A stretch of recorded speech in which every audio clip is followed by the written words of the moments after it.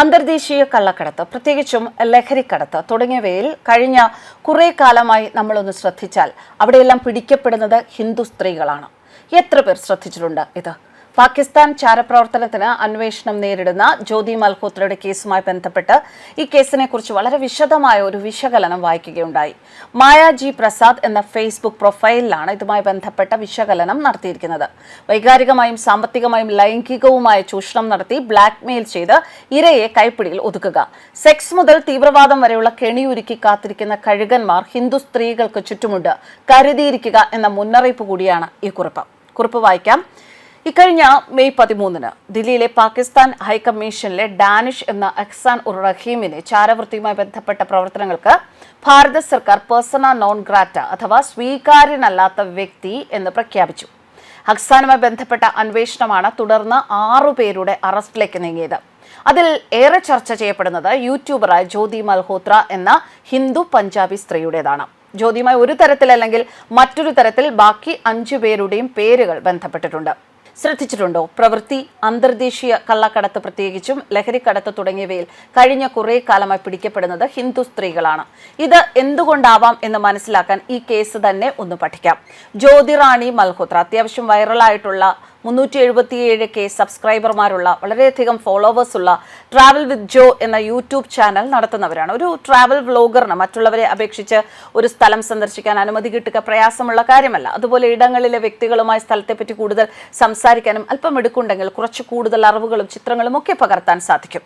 FIR പ്രകാരം വിസയ്ക്ക് അപേക്ഷിക്കാൻ ദില്ലിയിലെ പാകിസ്ഥാൻ ഹൈക്കമ്മീഷനിൽ എത്തിയപ്പോഴാണ് ജ്യോതി ഡാനിഷ് എന്ന അഹ്സാൻ ഉർ റഹീമിനെ കണ്ടുമുട്ടിയത്. കൂടിക്കാഴ്ചയ്ക്ക് ശേഷം അവർ അയാളുമായി ബന്ധം പുലർത്തുകയും പിന്നീട് 2 തവണ പാകിസ്ഥാനിലേക്ക് പോവുകയും ചെയ്തു.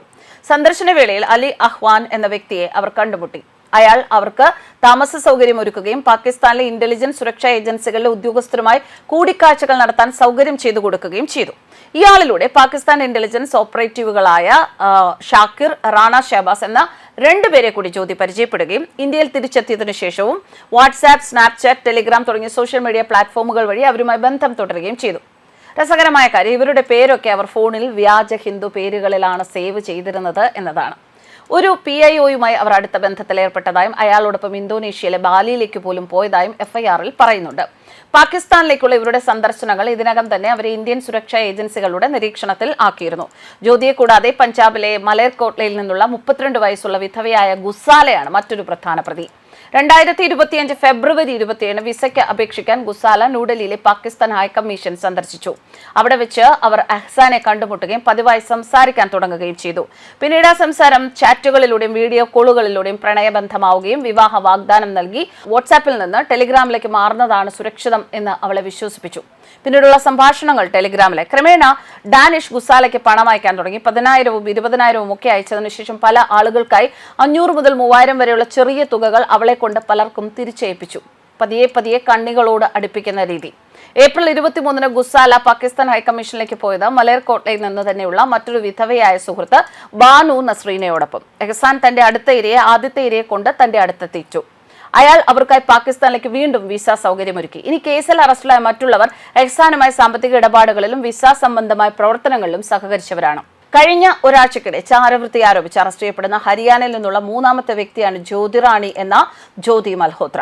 പാകിസ്ഥാന്റെ ഇന്റർ സർവീസസ് ഇന്റലിജൻസിന് നിർണായക വിവരങ്ങൾ ചോർത്തി നൽകി എന്നാരോപിച്ച് പാനിപ്പത്തിലെ സുരക്ഷാ ഉദ്യോഗസ്ഥനായ നൌമാൻ ഇലാഹിയെ ചൊവ്വാഴ്ചയും പട്യാല കോളേജിലെ വിദ്യാർത്ഥിയായ കെയ്തലിൽ നിന്നുള്ള 25-കാരനായ ദേവേന്ദർ സിംഗ് ധില്ലനെ മെയ് 12 അറസ്റ്റ് ചെയ്തു. പാകിസ്ഥാൻ ഇന്റലിജൻസ് ഓപ്പറേറ്റീവുകളുടെ നിർദ്ദേശപ്രകാരം ഇന്ത്യൻ സിം കാർഡുകൾ വിതരണം ചെയ്യുകയും ഫണ്ട് കൈമാറുകയും 2025 ഡിഫൻസ് എക്സ്പോ സന്ദർശിക്കുകയും ചെയ്ത അർമാനും സാമ്പത്തിക ഇടപാട് നടത്തിയ മലേർകോട്ട്ലയിൽ നിന്നുള്ള യമീൻ മുഹമ്മദുമാണ് അറസ്റ്റ് ചെയ്യപ്പെട്ട മറ്റുള്ളവർ. ഇനി എന്തുകൊണ്ട് ഇവർ എന്ന് നോക്കിയാൽ വ്യക്തമായി മനസ്സിലാകുന്ന ഒന്നുണ്ട്. വൈകാരികമായും സാമ്പത്തികമായും ലൈംഗികവുമായ ചൂഷണം നടത്തി ബ്ലാക്ക്മെയിൽ ചെയ്ത് ഇരയെ കൈപ്പിടിയിൽ ഒതുക്കുന്ന രീതിയാണ് പൊതുവെ ടെററിസത്തിന് കാലങ്ങളായി ഉപയോഗിക്കുന്നത്. ഇസ്ലാമിക തീവ്രവാദമാണെങ്കിൽ മുഖ്യമായും ചതിയും ലൈംഗിക ചൂഷണവുമാണ്. ഇവരെ പോലുള്ള സാധാരണക്കാർക്ക് എങ്ങനെ സെൻസിറ്റീവ് ഡാറ്റ കിട്ടും എന്നതാണ് ഇനി ചോദ്യം. സെൻസിറ്റീവ് ഡാറ്റ എന്നത് ആപേക്ഷികമായ ഒന്നാണ്, മറ്റുള്ളവർക്ക് സാധാരണം എന്ന് തോന്നുന്ന ഒന്ന്. രാജ്യസുരക്ഷ സംബന്ധിച്ച് സെൻസിറ്റീവ് ഡാറ്റ ആയിരിക്കും. ഓർത്തു നോക്കൂ, കൊച്ചിൻ ഷിപ്പ്യാർഡിൽ നിന്ന് ഫേസ്ബുക്ക് സുഹൃത്തിന്റെ നിർബന്ധത്തിൽ യുദ്ധക്കപ്പലിന് മുന്നിൽ നിന്ന് എടുത്ത സെൽഫിയാണ് ഒരു ചെറുപ്പക്കാരന്റെ ജീവിതം ഇല്ലാതെയാക്കിയത്. അയാൾ അറിഞ്ഞുപോലും ഉണ്ടായി കാണില്ല ചെയ്യുന്നത് രാജ്യദ്രോഹമാണ് എന്നത്. ഒന്നിൽ നിന്ന് അനേകം ഫോട്ടോയിലേക്ക് എത്തിയപ്പോൾ പോലും അയാൾക്ക് മനസ്സിലായില്ല. ചാരപ്രവൃത്തിക്ക് ആദ്യം വേണ്ടത് ആ വിഷയത്തെക്കുറിച്ച് അടിസ്ഥാന അറിവുകളാണ്. അതിൽ നിന്ന് പിടിച്ചു കയറിയാണ് ക്രിട്ടിക്കൽ ഡാറ്റയിലേക്ക് എത്തുക. അങ്ങനെ വരുമ്പോൾ ഈ ബേസിക് ഡാറ്റ ഒരു സെൻസിറ്റീവ് ഡാറ്റയായി മാറുകയാണ്. ഉദാഹരണമായി 2008 മുംബൈ ഭീകര ആക്രമണം എടുത്താൽ തീവ്രവാദികൾ ലക്ഷ്യമിട്ട CST റെയിൽവേ സ്റ്റേഷൻ അല്ലെങ്കിൽ താജ് ഹോട്ടൽ ഒന്ന് ഗൂഗിളിൽ തപ്പിയ കിട്ടുന്നതേ ഉള്ളൂ. എന്നാൽ അവർക്ക് അതിനടുത്ത് വേണ്ട ഹൈഡ് ഔട്ട്സ്, ഇടവഴികൾ ഇതൊക്കെ അറിയണമെങ്കിൽ ആ സ്ഥലത്തിന്റെ അടുത്തുള്ള സ്ഥലങ്ങളുടെ ഫോട്ടോസ്, വീഡിയോസ് ഒക്കെയാണ് ഉപകാരപ്പെടുക. ഒരു ട്രാവൽ വ്ലോഗർ അവിടെയാണ് ഉപകാരമാവുക. ഇനി ഒരു കണ്ടോൺമെന്റ് ഏരിയ അല്ലെങ്കിൽ ഒരു നേവൽ ബേസ് ആണെങ്കിൽ എങ്ങനെയായിരിക്കും? നേവൽ ബേസിന്റെ കണ്ടോൺമെന്റിന്റെ ഏരിയയിൽ മാത്രമേ ഫോട്ടോയും വീഡിയോയും എടുക്കുന്ന വിലക്കപ്പെട്ടിട്ടുള്ളൂ. അതിന് തൊട്ടടുത്തുള്ള സ്ഥലങ്ങൾ, അവിടെ നിന്ന് ഉദ്യോഗസ്ഥർ പോകുന്ന ഇടത്തൊക്കെ ഫോട്ടോ എടുക്കുന്നത് നിരോധിക്കപ്പെട്ടിട്ടില്ല. വെറുതെ ഒരു രസത്തിന് വീട് കണ്ടോൺമെന്റ് ഏരിയയ്ക്ക് അടുത്താണല്ലോ, അവിടെ നിന്നൊരു ഫോട്ടോ എടുത്ത് പോസ്റ്റ് ചെയ്ത് എന്നൊരു നിർദോഷമായ ആവശ്യം സൗഹൃദത്തിന്റെ പുറത്ത് മറ്റൊന്നും ആലോചിക്കാതെ ചെയ്യുന്ന സാധാരണക്കാരൻ ട്രാപ്പിലാകും.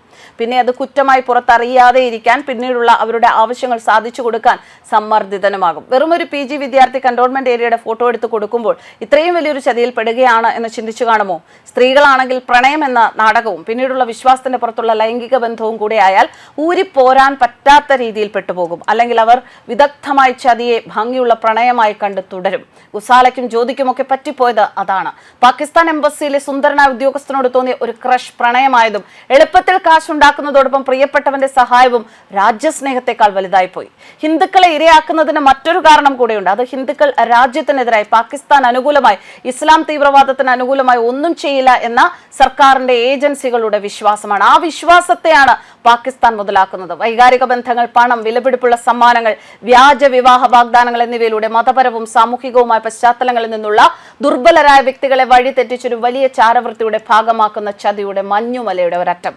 വിവാഹബന്ധം തകർന്നവർ, വിധവകൾ, ഒറ്റപ്പെടലും ദാരിദ്ര്യവും അനുഭവിക്കുന്നവർ, ഇവരൊക്കെ വളരെ വൾണറബിളായ വിഭാഗമാണ്. അങ്ങനെയുള്ളവരെ ചതിയുടെ ഇരയാക്കാൻ എളുപ്പവും. ചിന്തിക്കേണ്ടത് ഞാനും നിങ്ങളും ഉൾപ്പെടുന്ന സമൂഹമാണ്. കൂട്ടത്തിൽ ഒന്നിന്റെ വ്യക്തി ജീവിതത്തിൽ പ്രശ്നങ്ങൾ ഉണ്ടാകുമ്പോൾ, അവർ വീഴുമ്പോൾ താങ്ങാവുന്നതിന് പകരം ഒറ്റപ്പെടുത്താതെ ഇരിക്കുക. കഴുകൻ കണ്ണുമായി ചതിയന്മാർ വട്ടമിട്ട് പറക്കുന്നുണ്ടാകും. സെക്സ് മുതൽ തീവ്രവാദം വരെയുള്ള കെണിയൊരുക്കി കാത്തിരിക്കുകയാകും. അവരെ കൊത്തിപ്പറിക്കാനുള്ള സാമൂഹിക സാഹചര്യം ഉണ്ടാവാതെ നോക്കേണ്ടത് ഈ സമൂഹമാണ്. News desk കർമാൻസ്.